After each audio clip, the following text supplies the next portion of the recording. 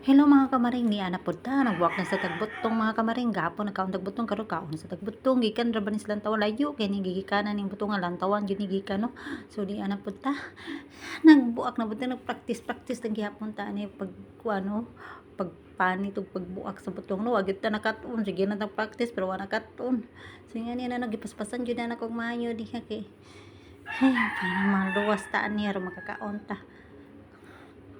Sus kay gipahunong man ko kay himuon kuno niyang toothbrush ang panit sa lubi hala gusto niya mag natural tanawa gipasampol pa ko niya gipahingi kay ko sa panit sa butong mao na si Badiday iya kong practice naman iya kong gipatoothbrush sa panit sa butong hindi pa gusto niya daghan jud kano kay gusto niya natural ya pait-pait man di ay na di ay panit sa butong.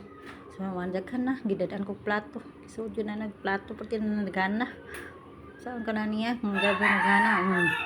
Magipatot ba sa sad ko niya?